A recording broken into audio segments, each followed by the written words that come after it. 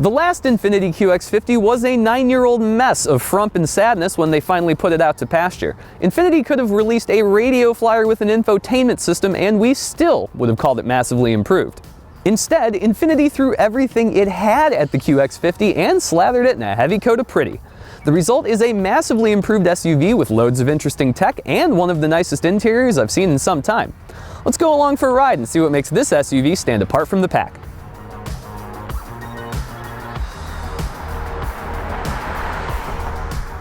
Now, the most important bit of newfangled tech in the QX50 is the new VC turbo engine. Now, to keep this from sounding like a white paper, I'll be brief. Basically, there is a new component within the crankshaft that allows the engine to change its compression ratio on the fly. It can start at a performance prioritizing 8:1 compression ratio and move all the way up to 14:1 to prioritize efficiency. Now, it takes about a second and a half to fully move from one end of the compression ratio spectrum to the other, and you will definitely notice that when you slam your foot to the floor and it takes a couple breaths to do anything.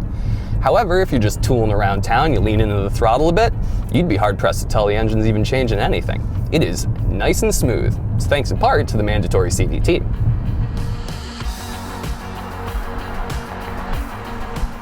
With 268 horsepower and 280 pound-feet of torque on tap, it is down on power but up on torque compared to the old QX50 and its V6. I do find it a lot more usable in daily driving though. Now, in terms of fuel economy, that's vastly improved as well. The new QX50 gets 30 mpg highway, whereas the old one only got 24. And it's actually pretty easy to nail that figure so long as you're hovering around the magic double nickel number. Once speed limits start creeping north towards 70, fuel economy tends to drop off, and quickly.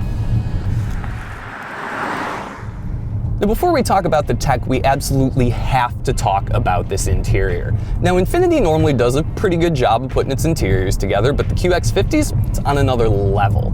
Brown leather, white leather, and two different colors of ultra suede all play off each other in the best way. I am a huge fan of the blue ultra suede personally, but that's just because I think the world needs more blue interiors.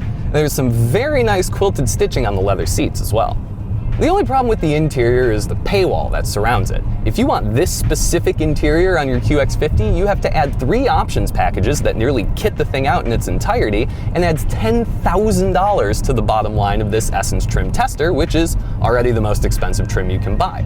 That means your $36,000 Budget Luxe crossover now has a bill of $56,000, and we haven't even gotten to the good part.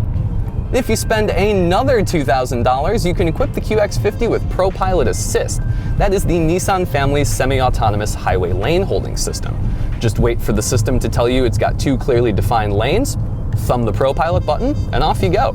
It'll hold itself in the middle of the lane, even on turns, and it will keep you spaced in traffic.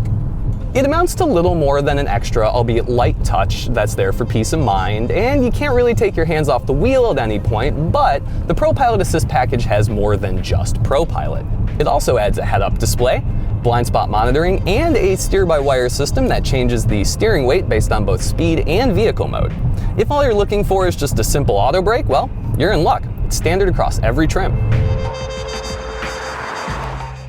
Now, if you're looking for the full lowdown on the QX50's tech, head on over to our tech walkthrough video, but I'll give you a quick little taste right now. The QX50 relies on an uncommon dual-screen infotainment setup where the top screen deals with the map and the camera, while the bottom screen covers just about everything else. Now, it is kind of goofy. The top screen does look like it was pulled from a Garmin circa 1999, which is in stark contrast to the pretty graphics in the screen below, but both do work pretty well. Now, if you're looking for Apple CarPlay or Android Auto, well, hate to say it, but you're not going to find either here. Now, with every options box ticked, you are staring down a $58,000 window sticker, which is an MO usually reserved for options-hungry Germans. And to be fair, you can do a lot bigger and better at this price point, but if you want something that airs towards fully loaded, QX50 is a good place to start. The Infiniti QX50 is no longer the black sheep of its segment. Sure, the CVT might not be for everyone, but the VC Turbo is. Not only is it standard across the lineup, it provides plenty of bang for your fuel economy buck. The interior is one of the nicest in its segment, and it has plenty of available safety systems for extra peace of mind.